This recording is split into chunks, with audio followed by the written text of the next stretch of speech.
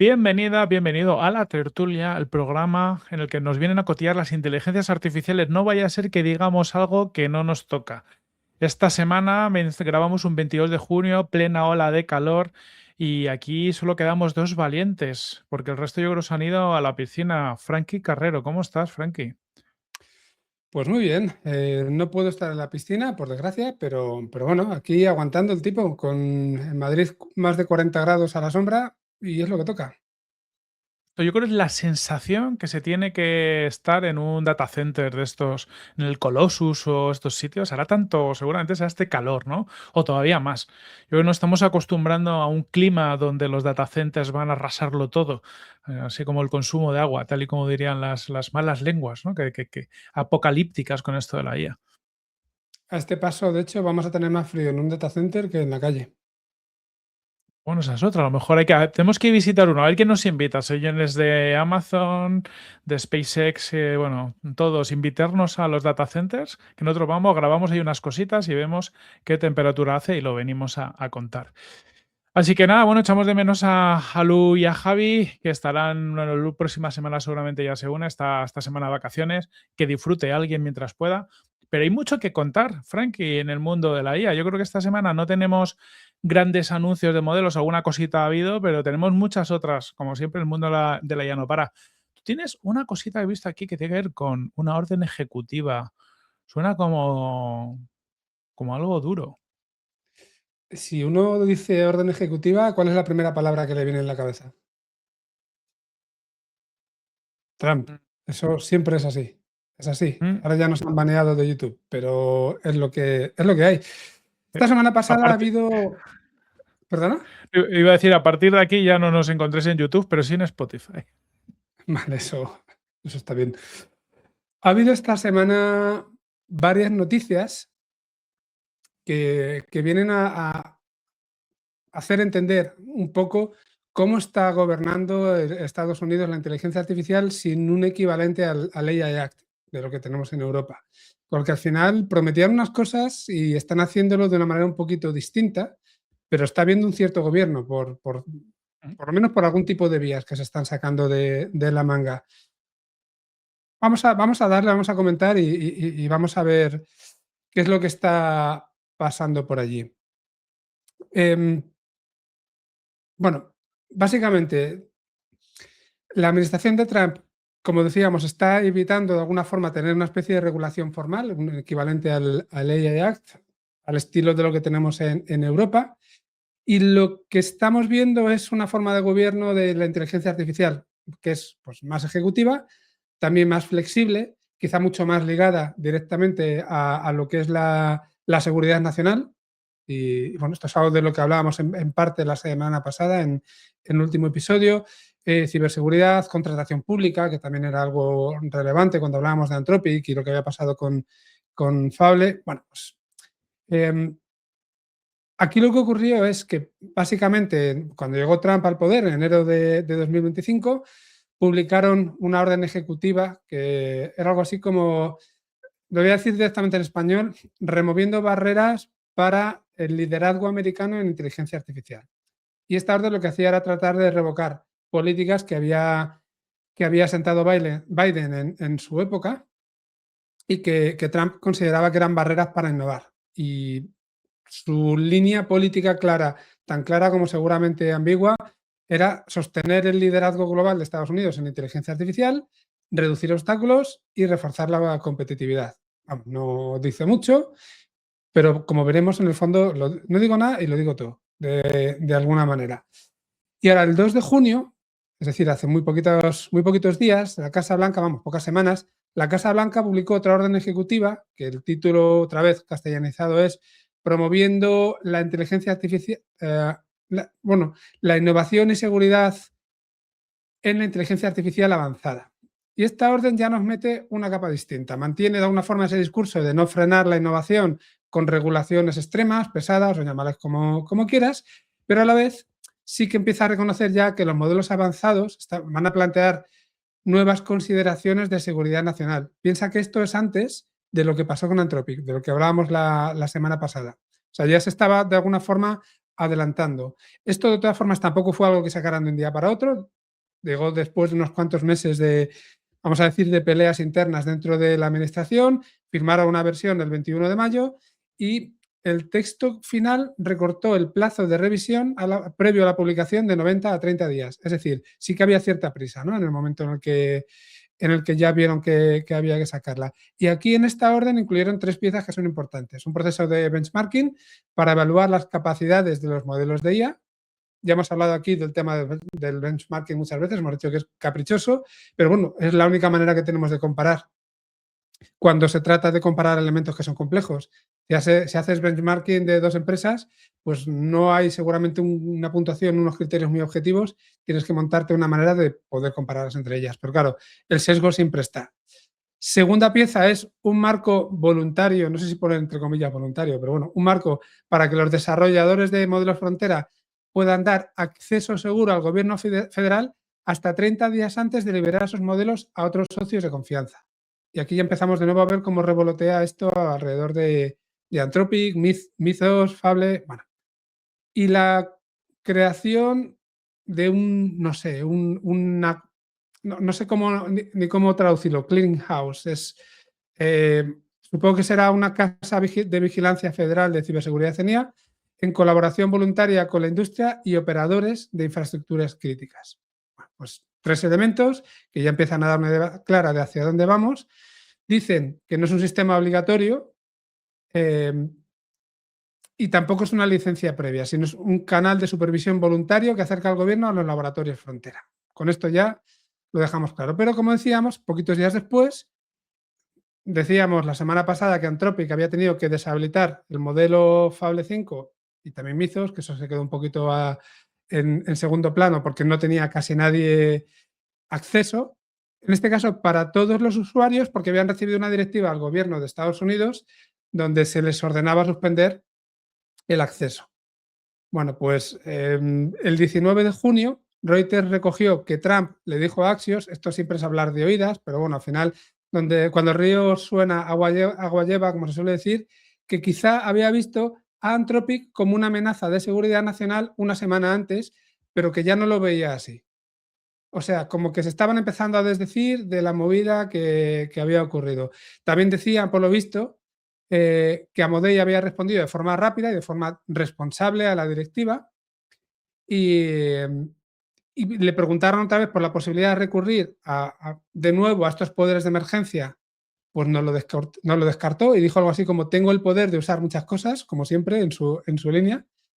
Y bueno, que sí, que no sé, que a lo mejor lo hizo bien, que a lo mejor yo lo hice mal, no se estaba más contento por lo que había pasado con Irán, pero ya se estaba empezando a desdecir un poquito de lo que había hecho antes. Y lo que no sabemos, en cualquier caso, es a partir de ahora cuáles van a ser esos criterios para designar un modelo como modelo de frontera al que tienes que vigilar especialmente, porque es un modelo, digamos que peligroso, porque eso no está muy bien establecido. No sabemos hasta qué punto ese marco voluntario va a seguir siendo voluntario en la práctica. Por eso decía lo de poner entre comillas, porque de Anthropic de voluntario nada. Le dijeron, oye, para aquí, y no les quedó otra. Sobre todo si es con empresas que quieran trabajar directamente con el gobierno federal o con cualquier socio de este estilo que pueda ser estratégico. Y no sabemos tampoco, porque se habla mucho de esto, si el Congreso va a terminar aprobando una ley federal clara de inteligencia artificial o si se va a seguir gobernando en base a caprichos de, que es un poco lo que pasa. Que puedan estar más o menos justificados, pero dar la sensación de que no hay nadie al volante en algunos momentos. O todo lo contrario, que hay una sola persona al volante, que ese es otro de los problemas. Sí, pero igual el volante se le ha caído, ¿sabes? No sé. Lo lleva en las rodillas y poco más. No tengo tampoco mucho criterio. Quizá, si le tratamos de dar varias lecturas, una lectura que sea más práctica, por decirlo así, el enfoque estadounidense puede tener sentido, porque la IA está avanzando demasiado rápido para poder esperar una gran ley federal, y eso nos pasa aquí en Europa a veces, que como esperamos a legislar, vamos tarde con la manera de legislar, y si nos intentamos anticipar, pues a lo mejor nos ponemos demasiado restrictivos, que es algo que ya hemos hablado otras veces.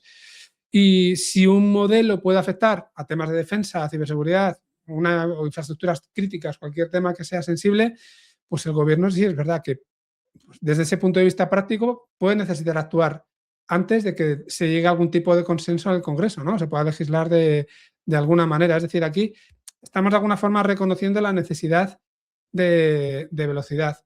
Una lectura más crítica, pues pasa lo que hemos dicho, que este modelo genera mucha más incertidumbre. Si no vemos que hay un criterio claro, como decíamos antes, si no hay nadie al volante o se gobierna a base de caprichos, de cara a las empresas, pues es una incertidumbre demasiado grande, ¿no? Un riesgo demasiado grande a la hora de tomar decisiones y se pueden crear desigualdades. Comentábamos el otro día, esto que han hecho con Mizos, ¿lo podrían haber hecho a lo mejor con algún otro modelo de OpenAI antes? Porque no sabemos tampoco exactamente qué es lo que podría haber pasado. Y desde luego, si nos vamos a empresas más pequeñas, más difícil cada vez que puedan crecer, ¿no? Que puedan tomar decisiones, que puedan actuar de forma adecuada. No sé, un poco es eso, el hacer esta reflexión sobre que la manera de legislar en Estados Unidos, desde luego, no es la misma que en Europa, que no es que no se esté legislando, no es que se esté dejando libertad total, pero se están tomando decisiones en base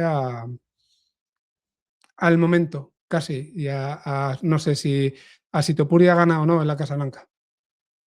Sí. Yo creo de todas formas que no es algo nuevo, salvando mucho las distancias. Hay cosas, por ejemplo, cuando hubo la crisis financiera que se dejó caer a Lehman Brothers, hay mucha historia ahí, bueno, yo creo que estas cosas nunca sabes la verdad, pero se habla mucho de que el CEO de Lehman puso muchos inconvenientes y que hubo un momento determinado que desde el gobierno dijeron, pues mira, ya sabemos quién se va a comer el marrón y a quién no vamos a salvar, ¿no? Yo creo Sí. que Estados Unidos, en cierta manera, le gusta mucho hacer este tipo de cosas, ¿no? Tienen mucho margen de maniobra, a lo mejor regulan bastante menos que en Europa, con sus pros, que es que se favorece muchas veces la innovación y que pasen cosas, pero también sus contras. Y el contra entre estos es que no, casi nunca hay unas reglas 100% claras y en casos pues de crisis o de situaciones complejas, pues hay mucho margen de maniobra para que el gobierno, la persona que se haga lo que quiera. El caso de Lehman, decir, oye, pues estos van a caer y van a ser el ejemplo sobre el que va a recaer un poco toda la película. O en este caso, por ejemplo, lo que dices tú, en el caso de Anthropic, que en teoría se dice, lo que decías tú, está legislado que ¿no? que estos hiperscalers tienen que o pueden, porque la legislación creo que dice que pueden compartir los modelos y más 30 días antes, pero luego la realidad es que cuando el gobierno quiere se meta y hace lo que quiere. Yo creo que por un lado es muy, muy de Estados Unidos y por otro lado creo que también nos viene de vez en cuando viene a Europa recordar los contras de no tener una regulación clara, ¿no? Que al final, bueno, las reglas del juego no están claras para nadie. Lo jorobado en este caso, que lo hemos ido hablando muchas veces en la tertulia, es que todo esto tiene afecciones a Europa. Es decir, como nosotros la innovación que nos llega, que es lo malo de no ser innovadores aquí o no tener un nivel de innovación tan fuerte, como nos llega a todo Estados Unidos, estamos ahora atados de pies y manos a lo que pasa en Estados Unidos o, en el otro caso, a los modelos chinos, ¿no? Al open source y los modelos chinos, que es el otro movimiento que seguramente vaya a ir, estamos viendo, cogiendo más fuerza, como veíamos en la última tertulia, en parte gracias a esta inestabilidad que generan este tipo de decisiones. Totalmente. Y en Europa, a nivel de empresa, pues seguramente nos podemos arriesgar mucho más a ver qué pasa. A nivel ya de organismos estatales e incluso de pues eso, organismos europeos en general, pues sí se empieza a ver cada vez mucho más que se habla de una IA soberana de forma mucho más seria. Y cuando hablamos de IA soberana, estamos hablando de una IA segura a la hora de acceder a los modelos, por ejemplo, ¿no? De hacerlo con seguridad, de hacerlo directamente siempre sobre el territorio europeo, incluso no utilizar clouds que sean extranjeros, ¿no? Sino on-premise, o hemos hablado otras veces de la necesidad de tener un cloud provider europeo en el que podamos confiar en una circunstancia como esta. Pero también estamos hablando, pues, si no de generar LLMs que sean también solamente europeos, como es Mistral, pues igual coger otros y adaptarlos, tenerlos, bueno, no lo sé, porque ahí en el fondo creo que la única la única opción posible sería crear modelos desde cero que sean únicamente nuestros. De hecho, se habla en algunos casos que entrenados solamente con contenido hasta disponible en Europa solo, que no sé si eso es muy factible o no, pero se ha hablado en algunos casos, al menos incluso no sacados de internet. Bueno, podría haber diferentes maneras de enfocarlo, pero realmente sí que es algo que se vea que cada vez se le está dando mucha más importancia y lo entiendo perfectamente. Sí, como poco hay que tenerlo claro. Esa, lo que dices tú, esa soberanía, ¿no? Esa capacidad de que nosotros podamos decidir nuestro propio futuro y sobre todo podamos seguir utilizando una tecnología a futuro, decidan lo que decidan los demás. Que lo mismo pasa en otras capas. Pasa a nivel electricidad, ¿no? Que acaba siendo uno de los recursos más escasos ahora con todo esto Ujú. de los data centers, pues que en Europa a día de hoy, con las decisiones que se han tomado, no tenemos esa soberanía, ¿no? Dependemos de importaciones de energía de otros países. Oye, pues que no sigamos constriñendo nuestra capacidad. Frankie, voy a conectar todo esto. Estamos hablando de cierta manera un poquito de temas que tienen que ver con la soberanía, también con la seguridad y demás, con otra noticia, porque esta semana la gente bueno, se ha publicado en Hugging Face un artículo, me parece bastante interesante, porque a mí me llama la atención porque jamás había pensado que esto podría pasar, ¿vale? Y un poco lo que viene el artículo es a preguntar, ¿no? Si nuestros agentes pueden guardar un secreto. El artículo tiene un nombre curioso, es Mosaic Leaks, ¿no? Como leaks a nivel mosaico. Y viene a decir que los agentes estos de Deep Research combinan cada vez más documentos locales, porque tienes en tu ordenador, pues, un Excel, un Word o lo que sea, con toda tu información, con herramientas externas como pueda ser la búsqueda web. Y encuentran un riesgo en algo que yo no había caído nunca, y es que esa gente empieza a hacer consultas con bastante contexto y esas consultas pueden estar de una forma u otra filtrando información sensible. ¿Vale? A este mecanismo le llaman efecto mosaico porque la gente nunca es que comparta el documento privado, o sea, tu documento no lo coge y lo comparte y lo envía a algún sitio, pero sí que empieza a Sí, lanzar un montón de consultas para ir resolviendo las tareas que si vas tú cogiendo esas consultas dejan fragmentos de información que combinados pueden revelar información confidencial.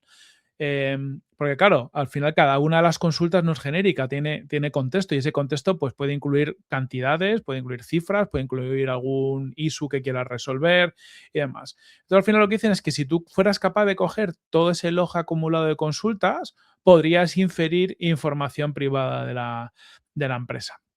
Estos han sí. hecho, bueno, en el artículo han hecho varios enfoques y al final acaban creando como un nuevo enfoque que reduce pues, la información que se comparte desde un 30 y pico por ciento a un 9%, es decir, reducen la cantidad de información sensible que pueda aparecer en esas consultas.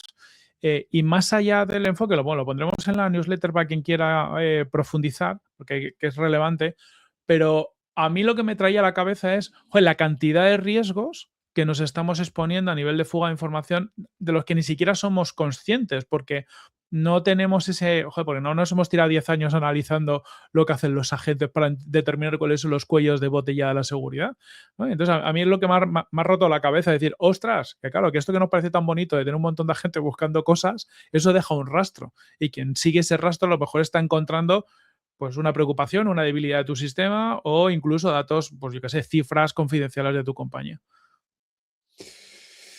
Em, sí, desde luego tiene eso aquel.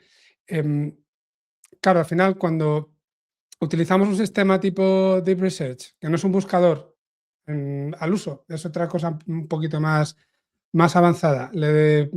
Hacemos una pregunta, planifica un montón de pasos, lanza sus propias búsquedas, elige qué leer, toma decisiones, te genera al final el documento. Está además muchas veces mezclando dos cosas, tus propios documentos, información que tú le pasas, más también los de la web pública, ¿no? Y al final tú le estás dando feedback de lo bien o mal que lo está haciendo y de una manera, pues seguramente muy sutil, es lo que tú dices, se está filtrando información, le estás dando mucha más información de la que aparentemente tú crees que le estás proporcionando. Incluso si tú le dices a la persona que lo está haciendo, oye, no reveles datos internos, no lo está haciendo tampoco conscientemente. Yo creo que es difícil no, es difícil saber dónde poner la barrera.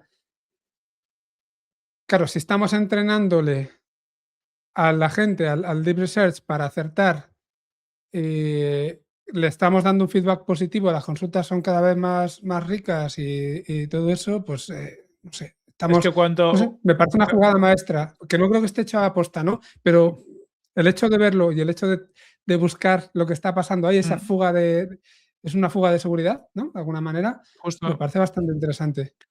De hecho, parte del artículo es curioso porque dicen es que cuanto mejor es el modelo, o sea, cuanto mejor es la cadena de acciones que te lleva al objetivo, que al final es lo que busques en un modelo de Deep Research, pues más fuga de información hay. Porque claro, al final el modelo es tan bueno que es capaz de en cada paso ir introduciendo el contexto que necesita para tener, ¿no? Para encontrar aquellas cosas que necesita.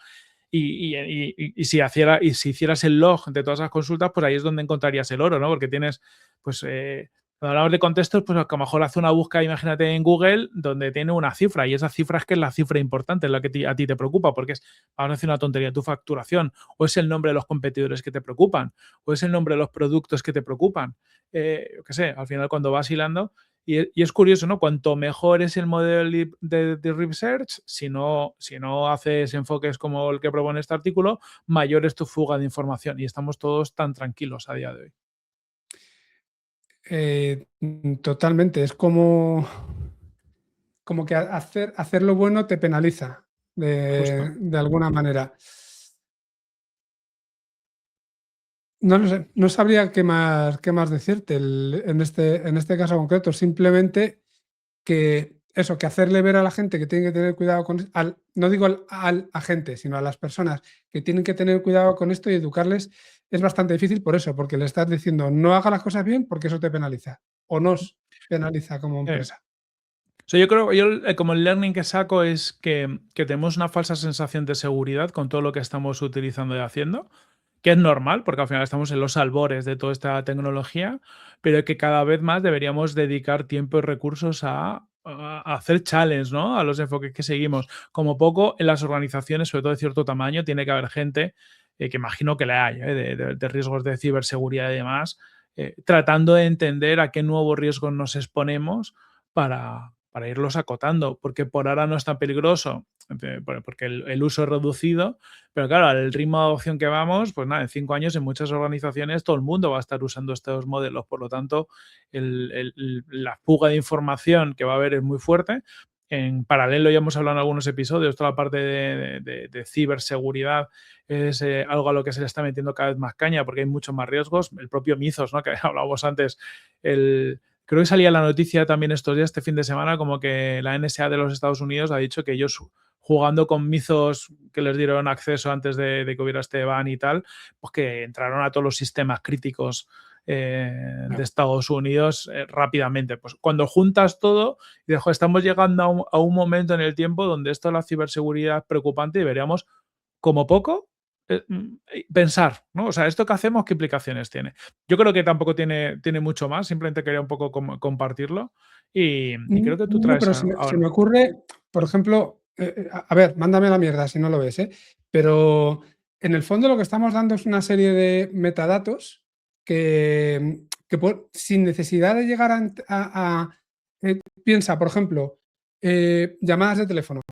Tú a lo mejor no escuchas una llamada de teléfono de alguien, pero si sabes a quién ha llamado una persona, ¿vale? ¿Quién llamó y a quién? Por ejemplo, cuándo y cuántas veces y con poquito más, no tienes el contenido, pero sí tienes cierto patrón que te da una información Justo. bastante relevante, ¿no?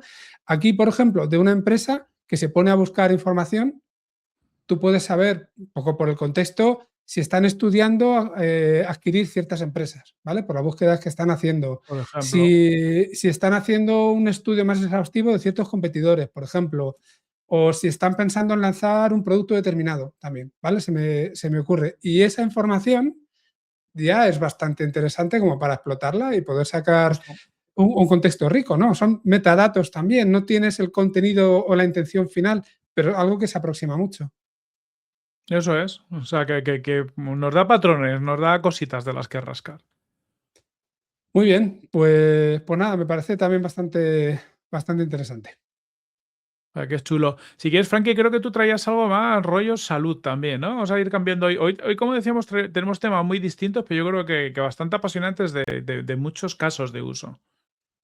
Sí, vamos a ir con eso. En este caso concreto, OpenAI ha sacado ciertas mejoras, lo contaba hace poquitos días, ciertas mejoras en la versión 5.5 Instant de GPT, con el objetivo de que ChatGPT pueda responder mejor a consultas que son de salud y de bienestar.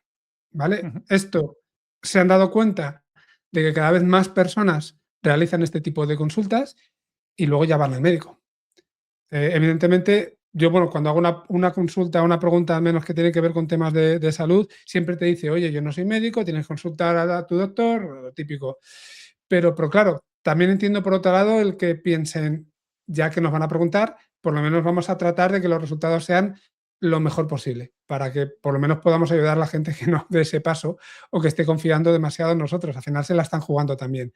Es una responsabilidad que ya se ha pedido, pues en algún caso de suicidio, por ejemplo, ¿no? Cuando se ha visto que alguno de estos LLMs ha animado a alguien e incluso le ha dicho cómo se podía suicidar. Yo creo que lo llegamos a comentar aquí. Esto llega para todo tipo de usuarios, también para los gratuitos. O sea que es, ya te digo, es algo que le dan bastante importancia, pero es que luego hay un estudio en paralelo que habían utilizado un modelo de razonamiento de OpenAI para volver a analizar 376 casos pediátricos complejos, enfermedades raras que no se habían resuelto, y contribuyó a que, bueno, a que entre varios médicos confirmaran 18 diagnósticos tras una revisión de ChatGPT y una validación clínica. Es decir, que ahora también se está utilizando este modelo para ayudar a diagnosticar mejor ciertas enfermedades raras, al menos en este estudio que habían hecho. Y yo creo que el conjunto de esto es lo que te da una perspectiva bastante interesante de la situación y de las dos noticias. Son como dos niveles distintos de lo mismo. Por un lado, tenemos la salud como un caso de uso, pues si quieres, masivo, ¿vale? Todo el mundo puede preguntar a ChatGPT y tener una idea cada vez más certera, si se lo has explicado bien, que esa es otra, pero vamos a suponer que medianamente. Y por otro lado, la inteligencia artificial como una herramienta de apoyo en entornos clínicos más complejos y además incluso de investigación, donde aquí no se habla de sustituir al médico, que en el fondo pasa un poco lo otro, en el otro caso, por desgracia, ¿no? Sino al revés, ayudarle a poder tomar mejores decisiones. En un tema tan sensible como es la salud, bueno, pues yo creo que esto es relevante, lo hemos comentado otras veces, seguramente de aquí a no mucho tiempo una buena parte de las consultas terminarán siendo prácticamente automáticas y seguramente el objetivo es que los médicos se puedan centrar cada vez más en los casos más complejos. Justo. Yo creo que el caso de uso de salud, hemos sacado muchas noticias, yo creo, en las tertulias. Viene a la cabeza, no sé si que lo has visto esta semana, el anuncio de Midjourney, que lanza también una división que se llama Midjourney Ujú. Medical. Y ellos Sí. lo que han hecho es utilizar tecnología de generación de imágenes combinada con una especie de escáner que han creado, que al final la idea es que un poco que tú te metes como en una piscina de agua, donde hay un montón como de cuadraditos que actúan como altavoz y como micrófono, emiten ondas ultrasónicas y todo esto recibe los ecos y Midjourney es capaz de hacerte un escáner que flipas, eh, que la idea es un poco a nivel de su visión es que con este tipo de tecnología vas a poder predecir y evitar un montón de enfermedades porque tiene un nivel de precisión de la leche. Y en combinación un poco con lo que dices, ¿no? Yo creo que todos los grandes labs, de una forma u otra, la mayoría están metidos en una parte médica porque es una de las industrias que seguramente se pueda transformar más, porque, o sea, a día de hoy nos parece muy avanzada porque comparado con hace un siglo nos salva muchas vidas, pero es verdad que la mayoría de procedimientos que seguimos son arcaicos, ¿no? Es decir, tenemos poca forma de prevenir un montón de cosas y toda esta parte de IA nos puede ayudar muchísimo. Yo vi como el escáner, un ejemplo que pusieron los de Midjourney, y la verdad que flipas que sea capaz como de reflejarlo de forma tan fiel que a partir de esa información y sin necesidad de ir a un sitio muy complejo. Estos han montado una cosa que son como los spas Midjourney para que tú puedas ir ahí Mm. a a la piscina, que dices, ostras, como bastante distinto irte a un hospital y meterte en una máquina de estas que hacen ruidos y que te acojona, ¿no? Sí, totalmente. Vamos, no creo, no sé si tiene mucho sentido darle muchas más vueltas, simplemente es eso, es cuestión de que siguen centrándose ahí y, y que tendremos que estar atentos a ver cómo se sigue aplicando. Yo, fíjate, veo esto casi como una especie de next best action, de Ujú. recomendarte qué es lo que tienes que hacer de primeras, y eso para mucha gente ya es un primer paso. Si te da pereza ir al médico, que a muchos les ocurre, el hecho de lanzar estas consultas y que te diga, oye, vete al médico corriendo, pues a lo mejor salva vidas. Vamos a verlo así. Sí, Y si hay algún médico en la sala que vea que esto es una burrada lo que estamos diciendo, pues le agradecemos que nos ayude a entender mucho mejor. sí. Yo creo que en esto está el riesgo, que es un poco lo que se pone siempre de manifiesto, que necesitas ir a un profesional para no tomar decisiones equivocadas. Lo que pasa que ese enfoque creo que es un poco contrario a la realidad de casi todos nosotros, ¿eh? Es que en la práctica dejamos de ir al médico muchas veces por, llámalo pereza, por confianza o por lo que sea. Entonces, oye, tener algo que te ayude es mucho mejor que no tener nada, porque al final se lo vas a preguntar a tu pareja, se lo vas a preguntar a un amigo o directamente vas a pensar que no es nada y tiras para adelante. Entonces, el avance es, yo creo que es muy fuerte.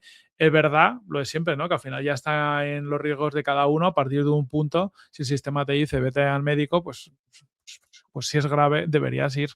Pero yo creo que es un avance.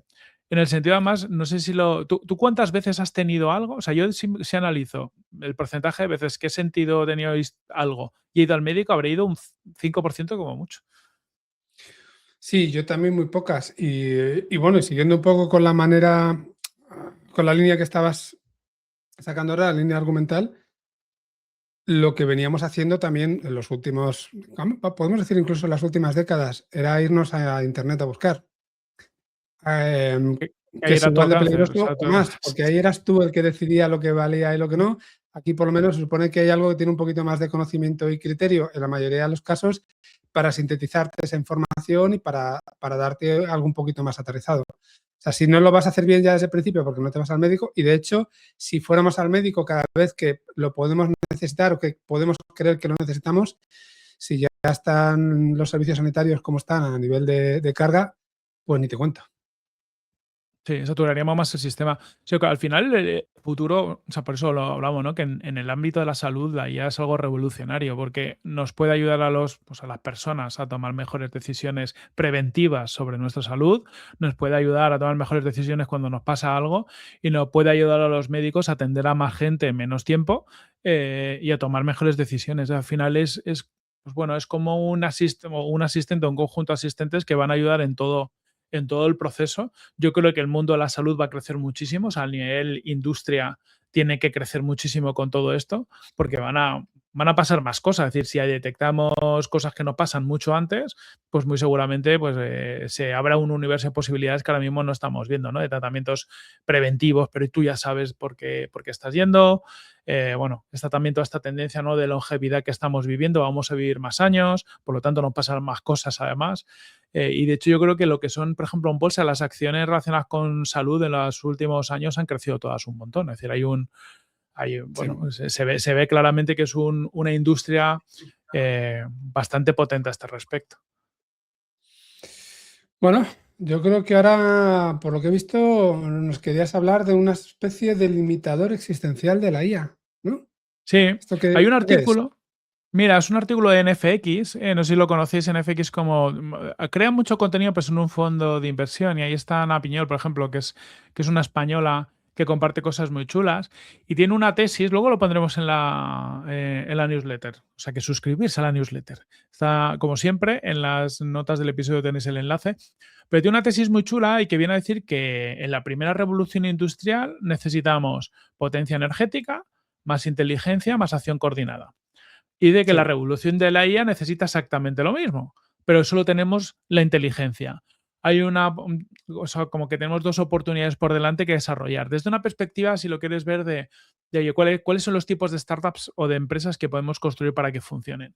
Entonces habla de todo lo que tiene que ver con el mundo de la energía, A ver, que por un lado está todo lo que tenga que ver con generación de energía, porque estamos hablando que se estima que solo en Estados Unidos haya que añadir como 100 gigavatios adicionales de capacidad eléctrica antes de 2030, tanto para lo que es el crecimiento normal, por decirlo así, por población, usos normales y demás, como sobre todo por el uso de los hiperescaladores, que al final, bueno, ya sabemos que van a invertir 700 billions en data centers hasta 2026 y que cada data center consume, no sé si uno, en algunos casos uno, en algunos casos medio gigavatio, por lo tanto va a hacer mucha falta toda esta energía para poder crecer.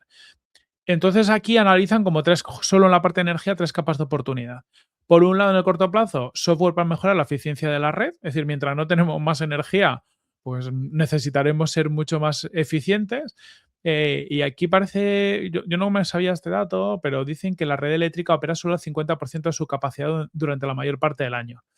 Por lo tanto, si somos capaces de gestionarlo más inteligentemente, pues ya podemos tener más Ujú. capacidad real sin tanta inversión. Luego, en el medio plazo, también se habla de todo lo que tiene que ver con pues, modelos híbridos hardware-software para almacenar y redistribuir de forma inteligente la energía. Hay algunas compañías como Base Power que ya están haciendo esto.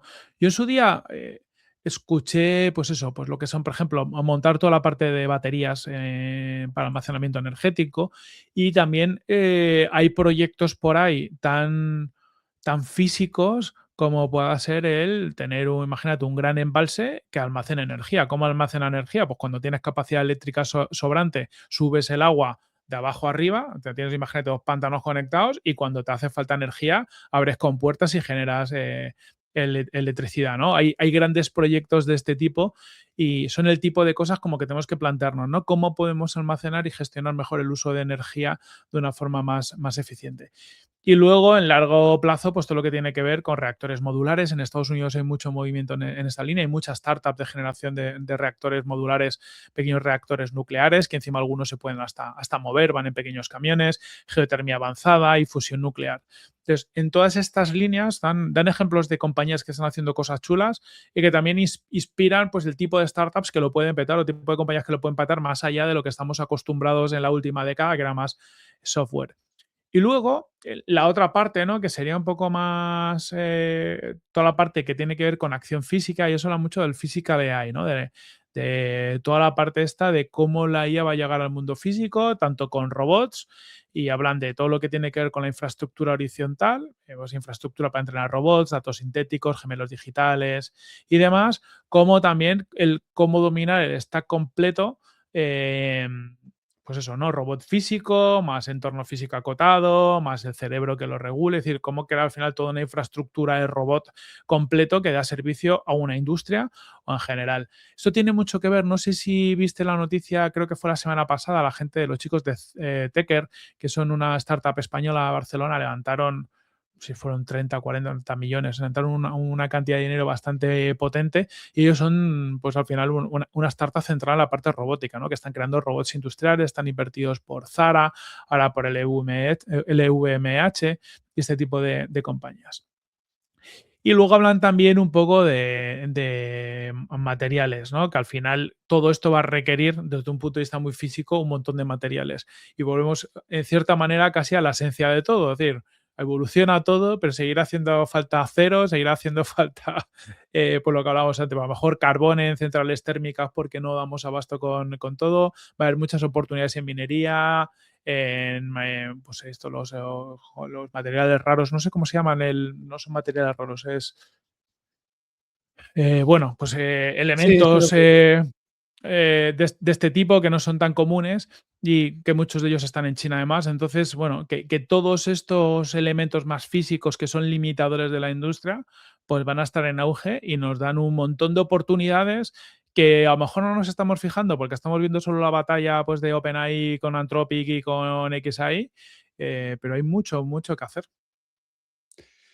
sí, justo yo creo que lo que se aprovechan es de que ya hay ganadores claros en esa batalla que estás comentando, ¿no? Claro.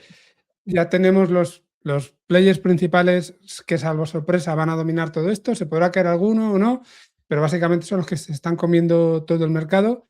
Y aquí entiendo que el enfoque es, bueno, pues ¿Qué les hace falta a ellos? ¿Qué es lo que se viene comentando? Que ya hace tiempo se viene comentando, falta energía, faltan chips, falta todos los elementos que te permiten construir, la parte física que te permite construir sobre la parte, que te permite construir luego la parte lógica, que es la inteligencia artificial que están sirviendo. Y en lugar de pensar en competir con ellos, lo que hacen es tratar de proporcionarles lo que necesitan, que es justo esto que estamos comentando.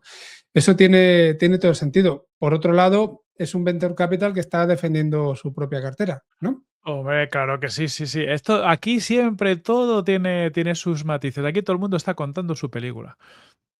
Claro, esto no podemos olvidarlo porque nos pasa siempre. Cuando hablamos de Anthropic y cuando hablamos de OpenAI decimos lo mismo. Están gestionando ya su salida a bolsa en los próximos meses. Y decíamos la semana pasada que cualquier comentario que hagan lleva una capa de marketing. Pues esto seguramente lo tiene también. Eso no quita que pueda tener bastante sentido. Aquí venimos diciendo que el cuello de botella está precisamente en ser capaz de generar toda la energía para poder sacar todo esto adelante. Bueno, energía, eh, todo lo que implica, el suelo, por ejemplo, también, ¿no? ¿Dónde ponen las centrales nucleares? Es que es eso. O si estuviéramos hablando de energías renovables, pues también un poco. Materiales, infraestructuras, todo lo que es básico. Y en el fondo, lo decías antes, estamos casi redescubriendo problemas del siglo XX. Mm. Son cosas por las que ya hemos pasado, con sus diferencias, vale. Pero igual que hablábamos el otro día de la encíclica del Papa, que hace 120, creo que eran 125 años, ¿no? León XIII había sacado algo similar para la Revolución Industrial. Bueno, pues aquí estamos lo mismo, dándole vueltas a la historia. ¿Dónde consiguió electricidad? ¿Dónde construyó la fábrica? ¿Cómo construye una línea de fabricación que sea más eficiente?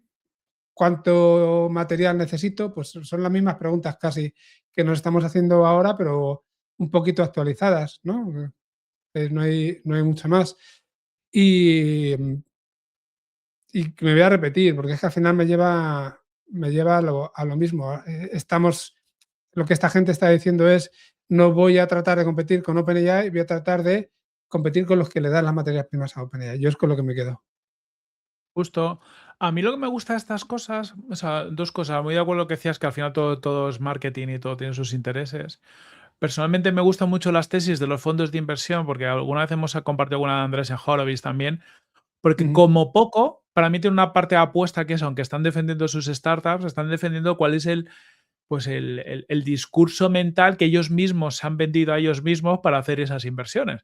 Por lo general tiene una tesis, ¿no? Y invierten en una o varias tesis. Y mola porque te hace pensar.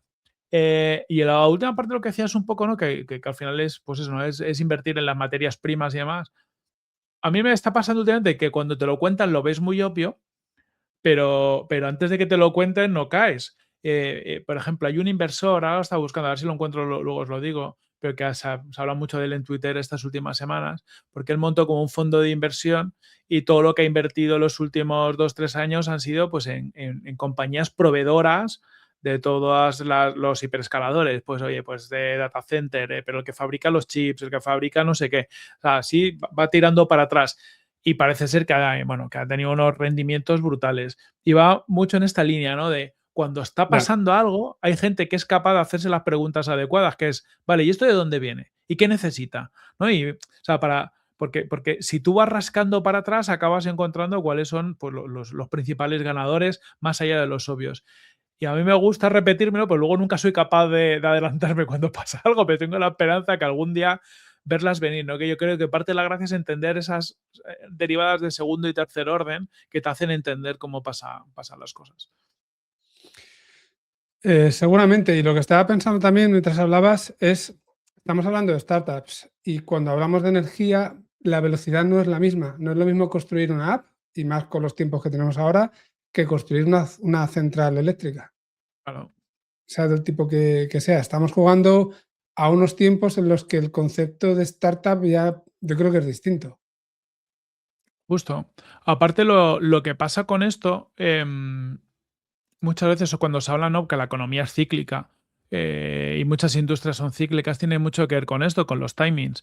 Esto ha pasado, por ejemplo, históricamente en muchos verticales. Y voy a llevármela como pasa ahora. Ahora hay mucha demanda de chips de IA porque están los hiperescaladores pidiendo que hay que montar más infraestructura. Eso hace que Nvidia tenga que generar más cosas. Eso hace que Nvidia apriete a sus proveedores para que generen más cosas.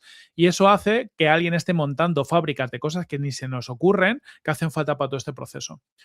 ¿Por qué las cosas son cíclicas? Porque ahora mismo que está el hype se están montando cosas, pero muy seguramente el hype se desinfle antes de que se hayan montado algunas fábricas. Entonces, ¿qué pasa? Va a haber gente que va a acabar su fábrica cuando ya no tenga una demanda real. O sea, hay sectores que pasa esto. Y eso es lo que Claro. genera estos ciclos de subidas y bajadas, ¿no? De ahora hay mucho hype y todo es muy caro. Están hablando, por ejemplo, los fabricantes de RAM se están forrando de niveles exagerados, pero ahora hay gente montando fábricas de RAM. Pues muy seguramente alguno de estos se comerá luego la de, oye, ya no nos hacen falta, a tomar por culo. Y luego tendrá que estar unos cuantos años hasta que vuelva a haber otro ciclo, porque siempre vuelven estos ciclos, ¿no? De necesidades por algún otro tipo de tecnologías. Totalmente, me estaba viniendo a la cabeza. Lo que pasa es que voy a mirar súper rápido.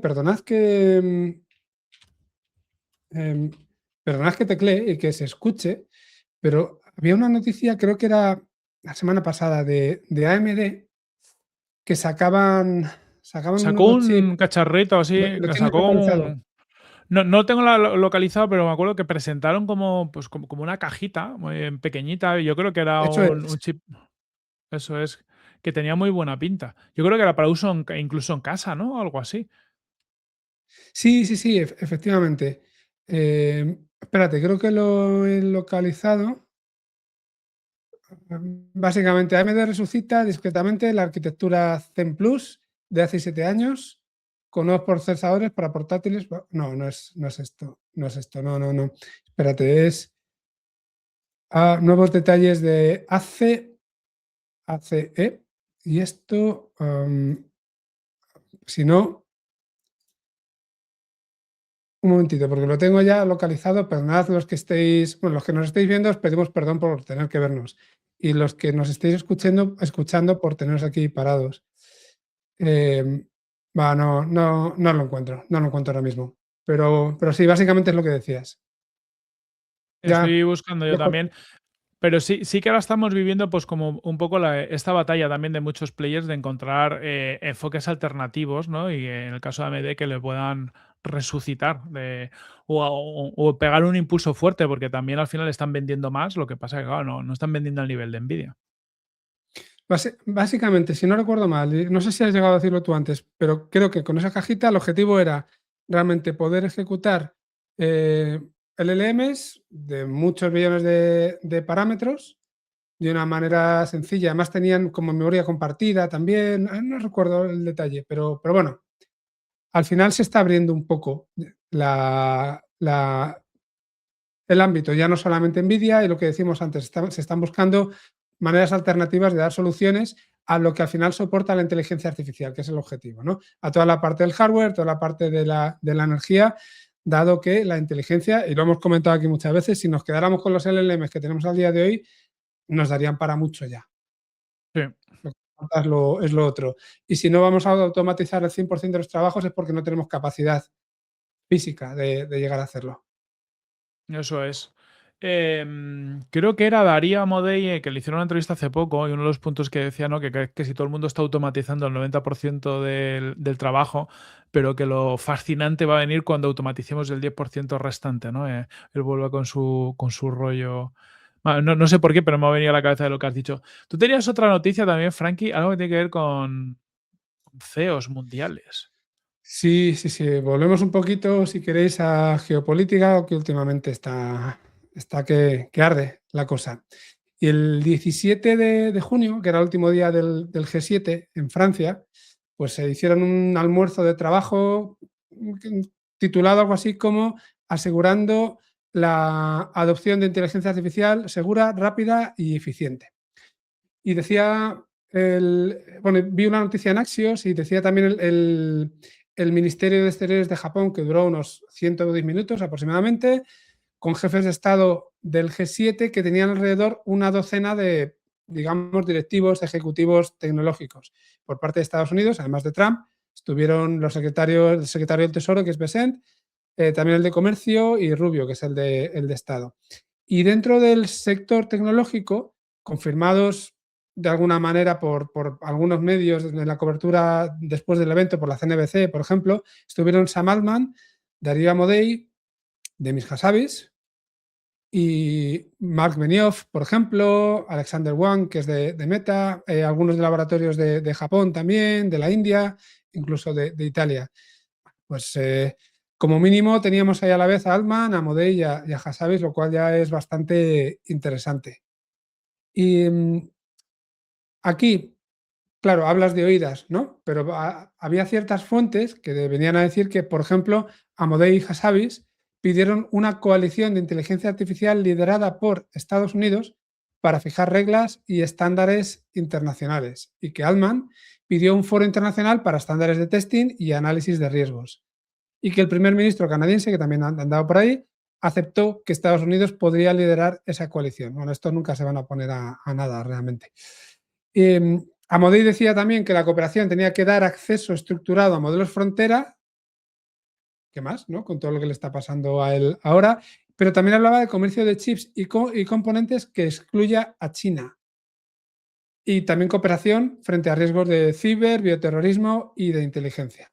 Vamos, casi nada. Estaban aquí haciéndose la carta de los Reyes Magos, todos.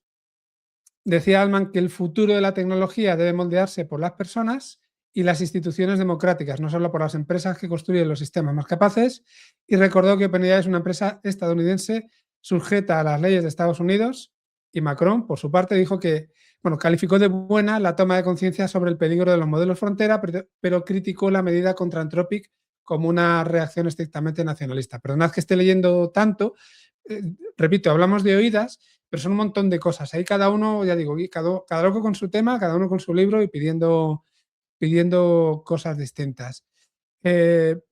Como mínimo, que se sienten todos a la misma mesa y que empiecen a hablar de estas cosas. La semana pasada, si recordáis, hablábamos del poder que estaban adquiriendo este tipo de perfiles. Hablábamos de tecnofeudalismo también, ¿no? Llevándolo al extremo.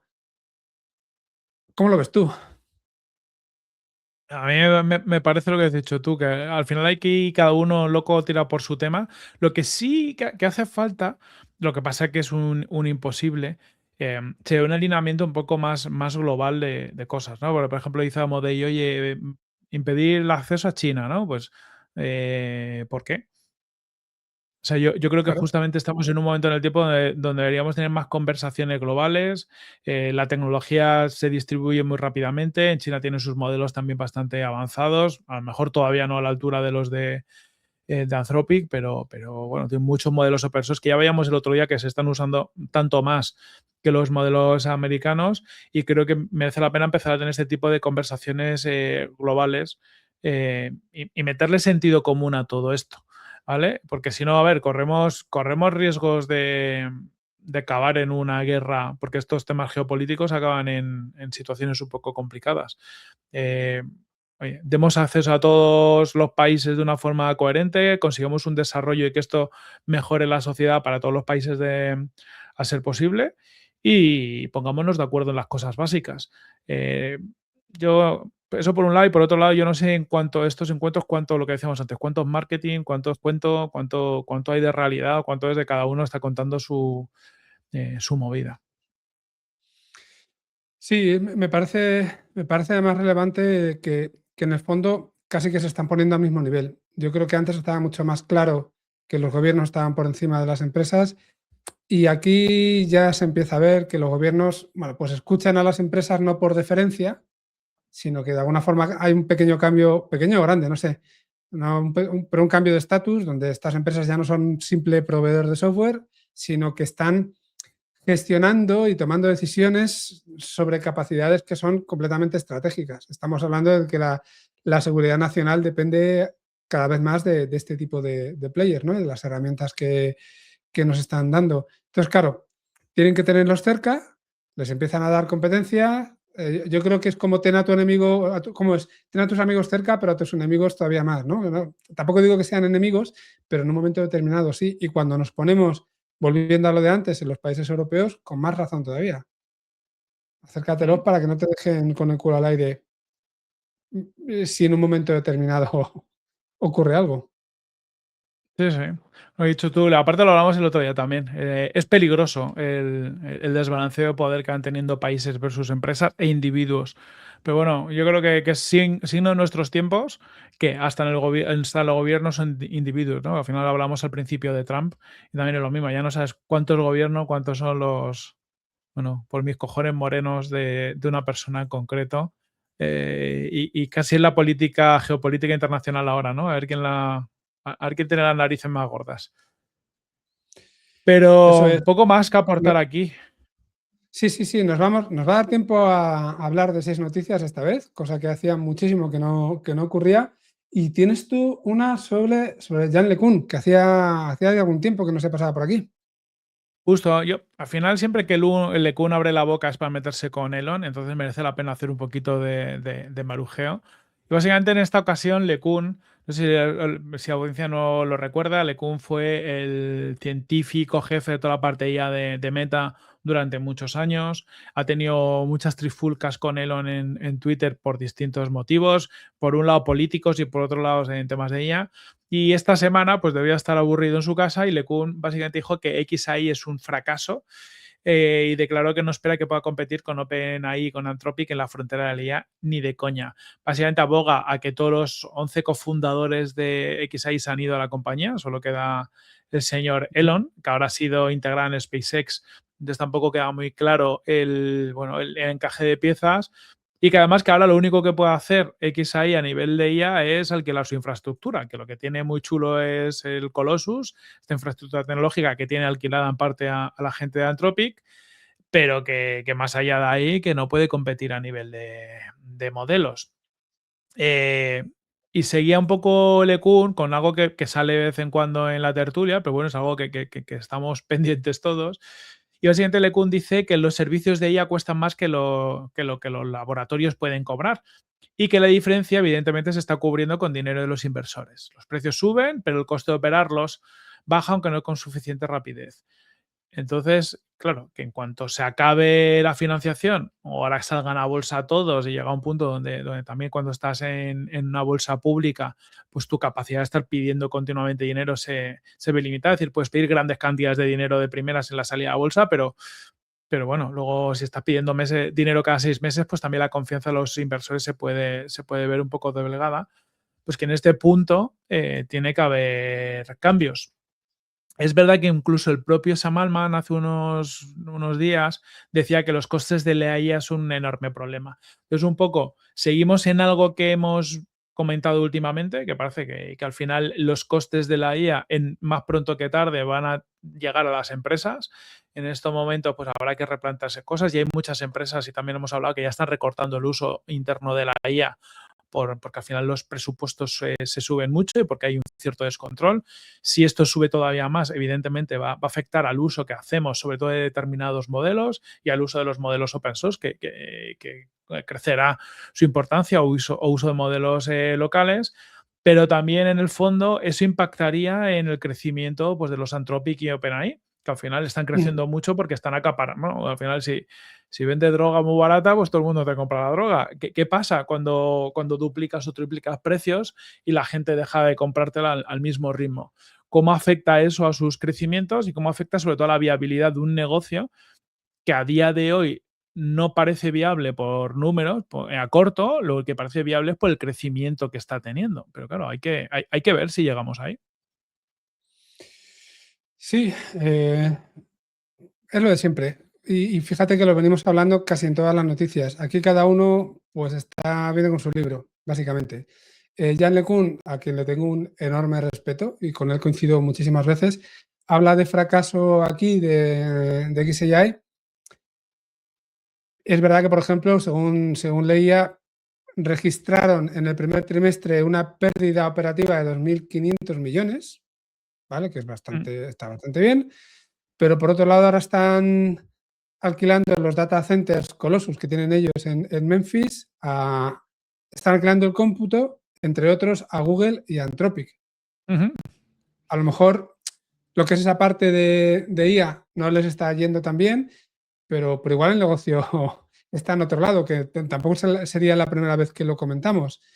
Y tampoco podemos olvidar que en el caso de LeCun, esta startup que ha levantado, Amilabs, bueno, pues se basa de alguna forma en la idea de que los LLMs actuales, que es lo que vende XAI, pero lo que vende Anthropic y lo que vende también OpenAI, pues casi que son un callejón sin salida, que tiene un límite a partir del cual solamente los World Models te van a poder dar la respuesta. Entonces está hablando de burbuja, ahora ataca a estos, mañana atacará a otros. Repito, porque tiene, y siempre lo ha dejado claro, ¿no? El tema de los LLMs, pero tiene sus propios intereses ahora que está con su propia startup. Justo. Aquí todo el mundo tiene sus intereses y cuenta su película. Pero bueno, el marujén no lo quita nadie. O sea, yo un poquito le dándole cerita al Tito Elon, que me cae también muy bien, pero me gusta. Y como poco sí que para mí es un recordatorio de... se habla mucho, ¿no? De si esto es una burbuja o no es una burbuja. Evidentemente el impacto que tiene la IA no se lo puede quitar nadie, pero es verdad que estamos en el filo a nivel financiero y demás de algo muy complejo, porque es una tecnología que requiere unos niveles de inversiones nunca vistos, con unos retornos inciertos, en el sentido de que evidentemente algún día retornarán, pero claro, no sabes cuánto va a disminuir el coste de la producción de la IA, cuánto se va a ir a modelos open source. Es decir, hay muchas variables que no podemos controlar. Yo siempre pienso que cualquier día de estos se cae una pieza del dominó y tenemos un pinchazo como el de las .com, Sí, sí. sabiendo que esto se va a seguir usando un montón, pero eso no quita que 2 o 3 compañías de estas enormes se vayan a tomar por saco y evidentemente estarán los Google, los AWS y demás para dar infraestructura de todo esto a quien la necesite. Pero evidentemente estos champions y a nivel de inversión, pues se destruiría un montón de dinero. Sí, y al final seguimos todavía. Es verdad lo que estábamos comentando de que no es. Bueno, pues está perdiendo pasta, ¿no? Con todo esto. Lo que decía Alman, los costes, sobre todo, son un problema que es muy grande. Y quien sigue financiando de momento y subvencionando todo esto son los inversores.